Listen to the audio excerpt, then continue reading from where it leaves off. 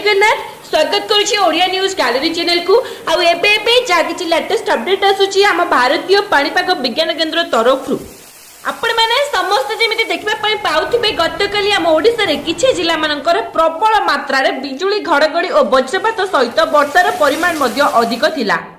ता छड़ा किछि किछि जिल्ला मानकर वर्षा सहित पवनर बेग टिके हल्का थिला आपण माने देखबा पई पाइथिबे।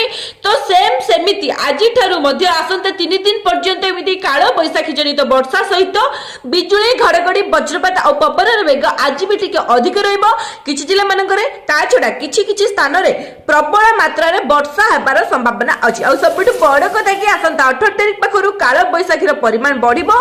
ता माने वर्षा पवन बिजुली घड़घड़ी हो ए सबुर परिमाण धीरे धीरे वृद्धि पाई पाई जीवो। तो आज ठारू आसंता 3 दिन पर्यंत कौ जिला मानकर प्रबल वर्षा हेबा आ कौ जिला मानकर काळ बैसाखीर संभावना सबुठु अधिक अछि ए सबु किछि जानिया पई निश्चित वीडियो शेष पर्यंत देखंतु। जो भाई माने जो संग माने आज नुवा करी चैनल को आसीबे चैनल को सब्सक्राइब करके पाखरे सुतबा बेल आइकन को प्रेस कले ऑल नोटिफिकेशन को ऑल करी दियंतु।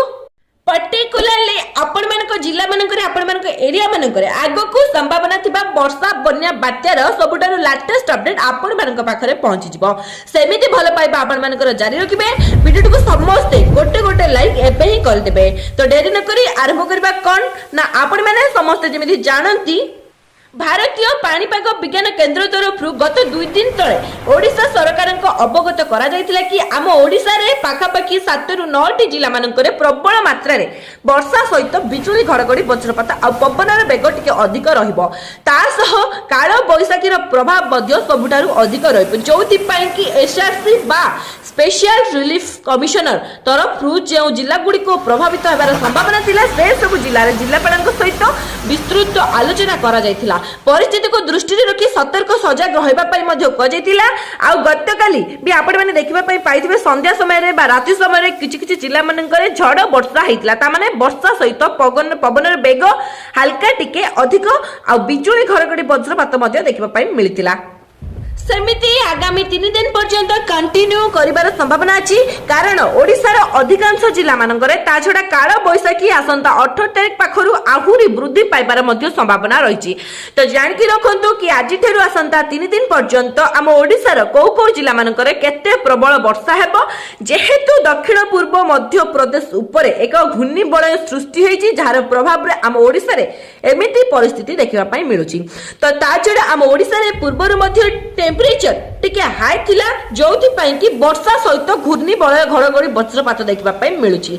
तो जानिकि रखंतु आज आ आसंता काली मध्ये रे कौ जिल्ला मानकर काळ बैसाखी जनित वर्षा हेबार संभावना अछि। तो से सब जिल्ला गुडी खला झारसुगुड़ा संबलपुर सुंदरगढ़ केन्दुझर मयूरभंज बालेश्वर भद्रक जाजपुर केन्द्रापड़ा ता सहित अनुगुल ढेंकानाल रे मध्ये आज वर्षा सहित बिजुली घड़घड़ी वज्रपात हेउछि। ता सहित 2 इन सिटी बा कटक भुवनेश्वर रे पाग हल्का मेघुआ रहिबा सहित चांसेस अछि कि आज संध्या राति मध्य रे हल्का झिपझिप वर्षा बा घड़घड़ी सहित बिजुली वज्रपात हेबार संभावना अछि। ता छडा उत्तर ओडिसा हो दक्षिण ओडिसा हो किंबा आभ्यंतरीण ओडिसा हो अधिकांश जिल्ला मानकर काळ बैसाखी जनित वर्षा देखिबा पई मिलिबो। सबुठु अधिक प्रभाव रहिबो उत्तर उपकूल ओडिसार जिला गुडिकर निहाती सतर्क सजग रहिबे। बिजुली घड़घड़ी वज्रपात समय रे बाहर को बाहरिबे नाही। काळ बैसाखी समय रे मध्ये घर बाहर को बाहरिबे नाही। ता छडा 18 तारिख पाखरु जेहेतु काळ बैसाखीर संभावना आउरी अधिक अछि आगु जहा पे किछि लेटेस्ट अपडेट आसीबो को जिल्ला मानकर केते प्रभाव यार रहिबो तो मु आपण मानकु संगे संगे जणाई देबी। तो आई होप वीडियोटी समस्त को भलो लागिथिबो। जदि वीडियोटी भलो लागिथाय ताले हृदय गोटे लाइक करबा सह समस्त को शेयर करिवे।